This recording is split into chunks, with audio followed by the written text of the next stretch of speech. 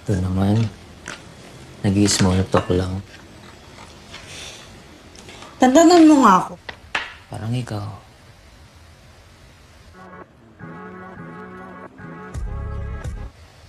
Film dimulai dengan memperlihatkan seorang pemuda bernama Glenn yang sedang berolahraga di pagi hari. Glenn tinggal bersama neneknya karena sang ayah yang bernama Mauro sedang bekerja di luar kota. Glenn sangat membenci ayahnya karena menurutnya ibunya meninggal dunia gara-gara ulah pria itu. Sabihin nyo, kasalanan ni Papa yung nangyari. Gaganti ko si Mama. Sebagai nenek, Nati hanya bisa menasehati Glenn agar berprasangka baik kepada ayahnya. Nati tahu benar kalau Mauro sangat menyayangi Glenn. Bahkan setahu Nati, Mauro rela bekerja di luar kota agar bisa membahagiakan Glenn.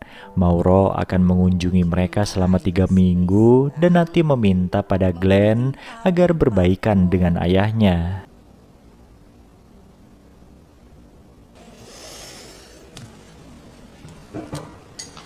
Malam harinya, ketika Glenn baru pulang kuliah, ia melihat seorang wanita berada di kamar ibunya. Tentu saja Glenn menanyakan siapa wanita itu dan terjadilah keributan di antara mereka. Lalu Mauro pun muncul dan memperkenalkan Glenn pada calon ibu tirinya itu. Ternyata wanita itu bernama Loren, pacar baru Mauro. Mereka berdua akan segera melangsungkan pernikahan. Sorry.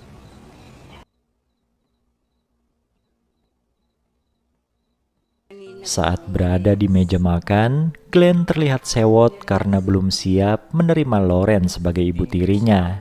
Mauro pun menjelaskan kalau dirinya dan Loren adalah rekan kerja sehingga ia telah mengenalnya cukup baik.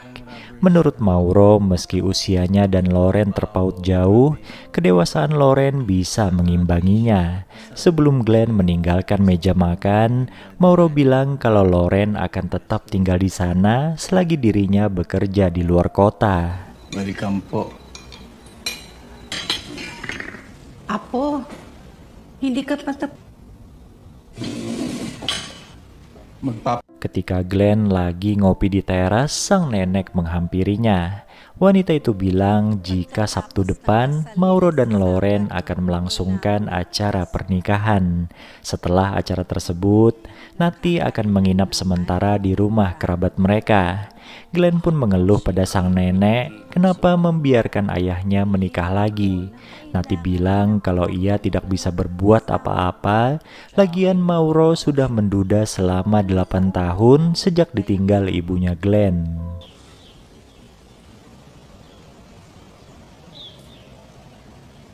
gusto mo, sumama ka muna. Inala. Singkat cerita, Mauro dan Loren pun menikah dan mereka berdua nampak bahagia. Sementara Glenn masih belum bisa menerima Loren sebagai ibu tirinya. Sebagai suami sekaligus seorang ayah, Mauro meminta pada Loren supaya sabar menghadapi Glenn. Loren sadar kalau Glenn juga sangat membenci Mauro sejak ibunya meninggal dunia.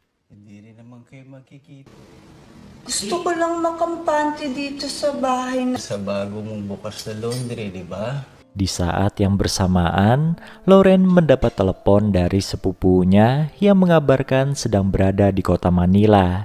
Sepupunya itu bilang akan kuliah di sana. Mauro pun mengajak Leilani, sepupunya Loren, untuk tinggal bersama mereka. Siapa tahu dengan kehadirannya akan merubah Glenn. Kebetulan Leilani dan Glenn hampir seumuran. Tapi pada kenyataannya, Glenn May menolak kakampi ka kehadiran pagalis ni Leilani. Papa.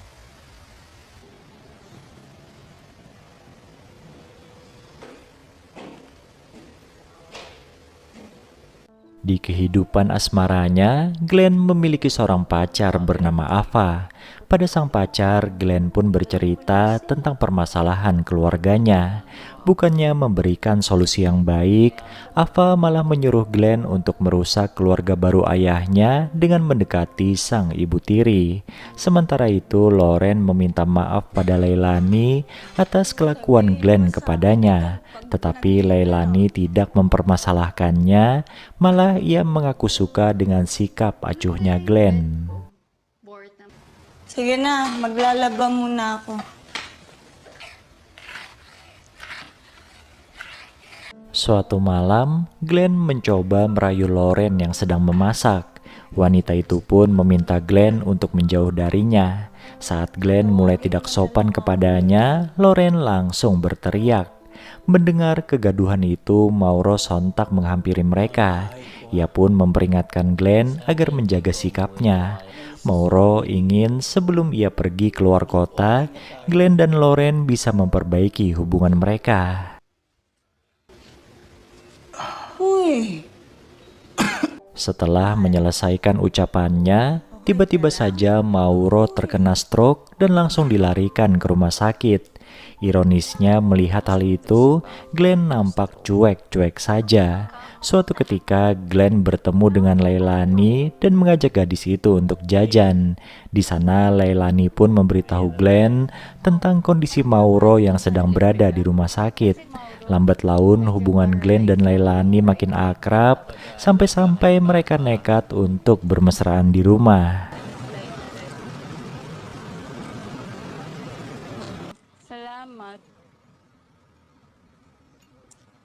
Suatu hari, Mauro diperbolehkan pulang ke rumah, tetapi Glenn sama sekali tidak menanggapinya. Di sisi lain, Loren tetap sabar melayani suaminya yang sakit. Di saat seperti itu, ketika Mauro tidak bisa memberikan nafkah batin kepada Loren, Glenn kembali mencoba untuk meluluhkan hati wanita itu. Karena terus dirayu, Loren pun akhirnya jatuh juga ke pelukan sang anak tiri. Ako na lang mag-aalaga sa'yo. okay lang, Glenn. Saat pulang kuliah, Glenn diantar oleh Ava. Di sana Ava bertanya tentang rencana Glenn memisahkan ayah dan ibu tirinya. Ditanya hal itu, Glenn malah terlihat bingung dan buru-buru masuk ke rumahnya. Nah, saat itulah Ava tanpa sengaja bertemu dengan Leilani. Ia pun mengaku kalau dirinya adalah pacar dari Glenn. Girlfriend ka ba ni Glenn? Hindi ako girlfriend ni Glenn. Saking sibuknya mengurus sang suami, Loren sampai lupa merawat dirinya sendiri. Bahkan ia dikira sebagai asisten rumah tangga di keluarga itu. Di hadapan Mauro, Loren mengaku sudah tidak kuat lagi. Mendengar hal itu, Mauro pun langsung mengiba meminta maaf kepadanya. Glenn yang menyaksikan peristiwa itu berinisiatif membantu pekerjaan Loren. Nah, ketika mereka berdua sedang mesra-mesraan, Leilani melihatnya.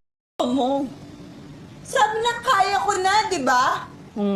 Hindi dapat ako nagre-reklamo, pero Leilani yang sudah terlanjur baper pada Glenn sontak emosi. Belum selesai keterkejutannya kalau Glenn sudah punya pacar, kini ia harus dihadapkan sepupunya sendiri bermesraan dengan gebetannya itu. Leilani pun langsung melabrak Loren sehingga terjadi keributan di antara dua wanita itu. Berhubung Glenn lebih memilih untuk memihak pada Loren, Leilani pun memutuskan untuk pergi dari rumah itu. Leche kayo!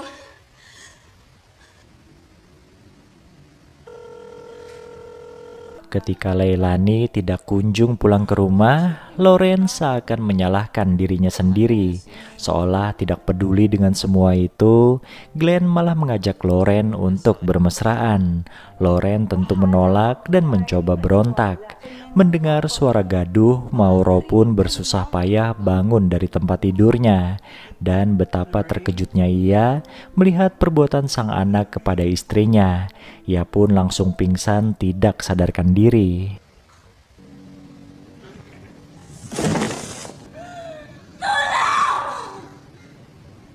Mengetahui peristiwa itu, keesokan harinya Nati langsung pulang ke rumah. Dengan penuh emosi, ia menjelaskan pada Glenn kalau sebenarnya ibunya Glenn sendiri yang menyebabkan masalah di keluarganya.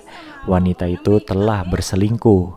Karena merasa bersalah, ibunya Glenn pun memilih untuk mengakhiri hidupnya sendiri. Jadi selama ini Glenn telah salah sangka pada ayahnya. Sementara itu, Loren yang malu atas perbuatan tidak senonohnya dengan sang anak tiri, akhirnya memutuskan untuk pergi meninggalkan Mauro. Meski Glenn memohon agar Loren kembali pada ayahnya, wanita itu tetap teguh pada keputusannya.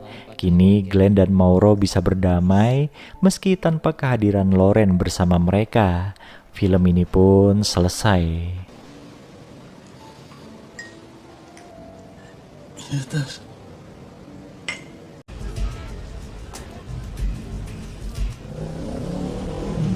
Bago ka? Ano, game ka?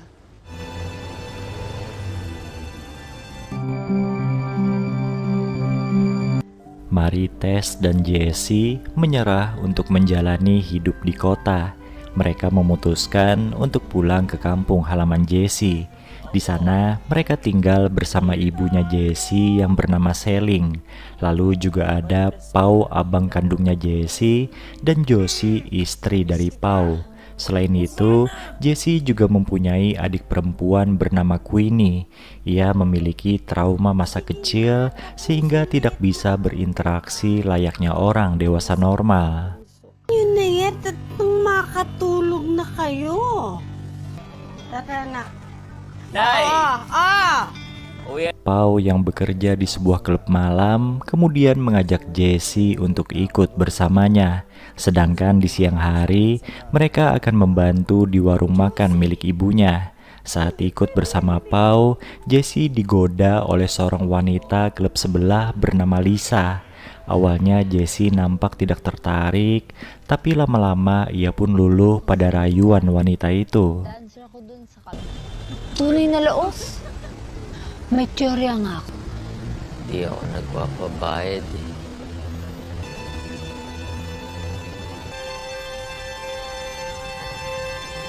Suatu hari, Josie istrinya Pau kedatangan seorang tamu pria yang ternyata adalah kekasih gelapnya Pau. Jadi Pau ini bisa mencintai wanita dan juga pria. Tamu tersebut meminta persetujuan Josie agar Pau bisa dibawanya ke luar negeri untuk menikah. Dan di sana Pau dijanjikan akan diberi pekerjaan. Ironisnya, Josie pun terpaksa setuju demi kebahagiaan Pau dan kesejahteraan keluarga itu. Pero kung ayaw mo naman, hindi tutuloy yung mga plano. Ayoko magtiis pagdating kay Pao. Mawawala din ako sa buhay niya. Sementara itu di luar rumah, tiba-tiba saja Jesse berkelahi dengan dua pemuda kampung yang menggoda Marites. Saking ricuhnya, mereka sampai dilerai oleh petugas keamanan. Saat mereka sedang merayakan acara perpisahan untuk Pau di klub, tiba-tiba saja Nathan dan Pam, dua pemuda kampung yang berkelahi dengan Jesse kemarin, datang ke warung makan milik Selling. Kebetulan saat itu hanya ada Selling dan Queenie di sana. Dengan kejamnya, mereka memukul Selling hingga pingsan, lalu melakukan hal yang tidak senonoh pada Queenie.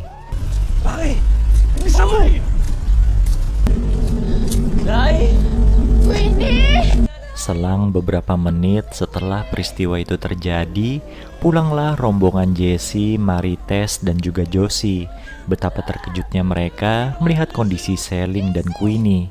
Jesse yang murka dan ingin membalas dendam langsung dicegah oleh Marites. Namun pada akhirnya Jesse tetap turun tangan karena pihak berwajib tidak bisa menemukan Nathan dan Pam. Jesse melakukan pencarian sendiri hingga akhirnya menemukan lokasi persembunyian mereka. Malam harinya, ia langsung menghabisi Nathan dan Pam yang sudah menodai Queenie.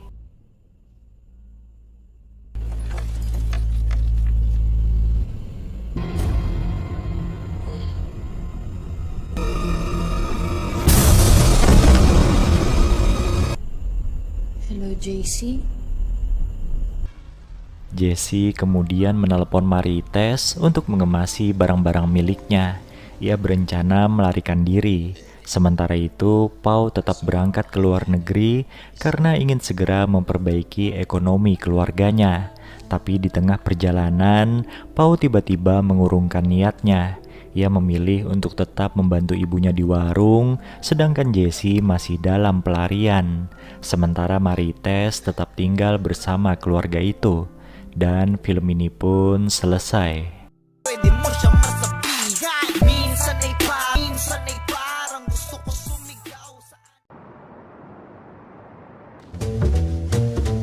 Mama, so many times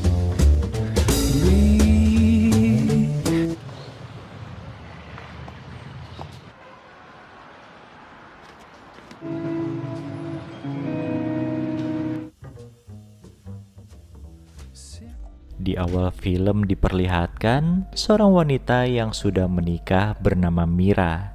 Sayangnya meski sudah menikah, Mira ini harus tinggal sendirian karena suaminya bekerja di luar negeri. Demi menghemat pengeluaran mereka, suaminya Mira memilih untuk jarang mudik.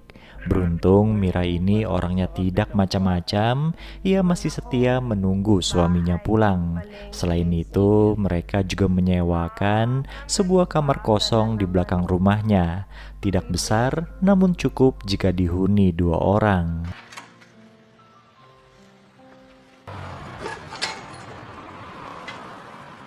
Mira memang wanita yang polos. Ia jarang berdandan karena tempat yang ia kunjungi hanya itu-itu saja. Selama ini Mira hanya pergi ke 3 tempat, yaitu pasar, gereja, dan rumahnya sendiri. Suatu ketika saat Mira berada di pasar, ia melihat ada keributan di mana salah satu pedagang dihabisi oleh sesama pedagang lainnya. Entah apa masalahnya, tapi sejak kejadian itu Mira jadi trauma.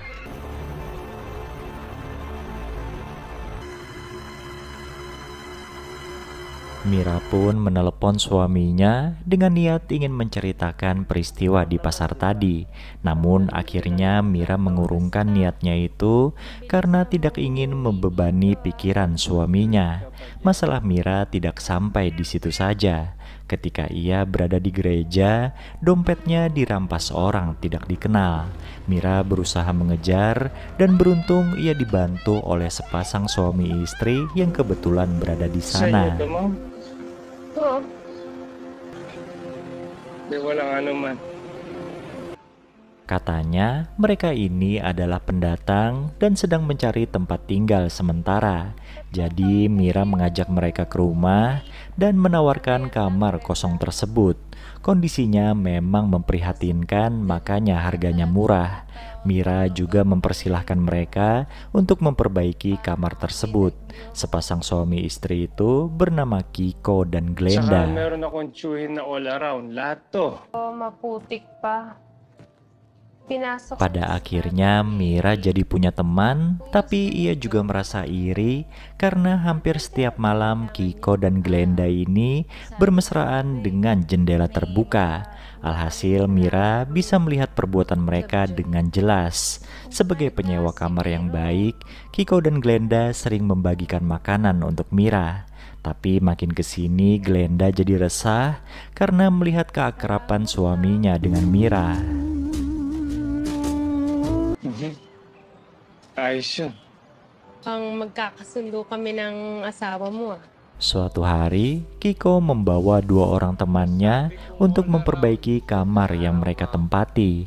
2 teman itu adalah Cesar dan Lando. Mereka diperkenalkan pada Mira supaya wanita itu tahu kalau akan ada perbaikan di sana. Sejak tinggal di sana, Kiko mencoba berbaur dengan warga sekitar, termasuk satpam penjaga toko Pegadaian. Sana uwi ako ng Bicol eh. Basta bukas din. Samahan niyo na ako. Dalam perjalanan pulang, Kiko melihat Mira akan pergi keluar rumah. Kalau dilihat-lihat, Mira ini makin cantik saja.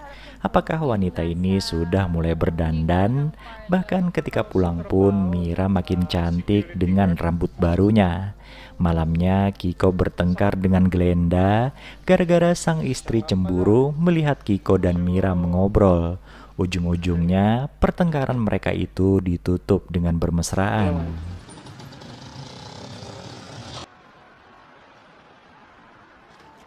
Ketika perbaikan kamar yang disewa Kiko dan Glenda berlangsung, salah satu pekerja yang bernama Lando nekat menyusup ke dalam rumah Mira. Kebetulan yang punya rumah lagi mandi. Lando pun diam-diam mengamati Mira sambil senam 5 jari. Kiko melihat aksinya dan langsung menghajar Lando. Katanya itu tindakan tidak sopan. Sina natin ito, putang inang ito nang maghiwalay na tayo. Lalu suatu hari ketika Mira lagi mandi, cincinnya tiba-tiba hilang diambil orang. Dari gerak-geriknya sepertinya itu ulah Lando. Mira lantas curhat pada Kiko mengenai hal itu. Kiko pun yakin kalau yang mengambil pastilah Lando. Dan benar saja, ketika dihajar berkali-kali, Lando akhirnya mengaku mencuri cincin tersebut dan menjualnya ke pegadaian di depan rumah. Hindi ko alam, boss. Hindi ko nga anak ko sinasabi ninyo, boss. Keesokan harinya, Glenda membawa minuman beralkohol ke rumah Mira. Ia mengajak Mira minum-minum sampai tidak sadarkan diri. Entah apa yang direncanakan wanita itu. Setelah itu Glenda pun pulang dan di sana Kiko, Lando dan Cesar ternyata sudah membuat lubang besar di dalam kamar. Ternyata mereka ini tidak benar-benar memperbaiki kamar tersebut. Mereka punya rencana jahat. Lubang itu terhubung ke terowongan bawah tanah dan tembus ke toko pegadaian yang ada di depan.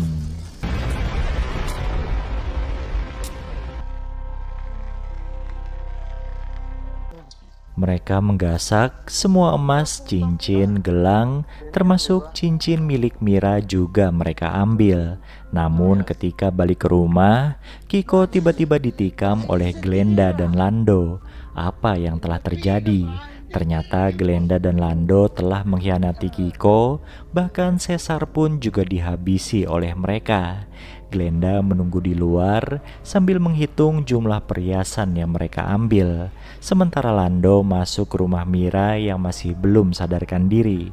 Niatnya ingin menodai wanita itu. Untungnya Kiko yang terluka masih bisa bertahan dan menyelamatkan Mira. Setelah menghabisi Lando, ia pun lanjut menyingkirkan Glenda. Kejadian itu berlangsung tanpa diketahui Mira yang baru sadarkan diri keesokan paginya. Bangun-bangun ia melihat cincinnya sudah kembali, tapi tidak menemukan seorang pun di sana. Bahkan kamar yang ia sewakan juga tidak ada siapa-siapa, hanya ada bekas semen yang masih basah. Sampai sekarang pun Mira masih tidak tahu apa yang telah terjadi. Film ini pun selesai.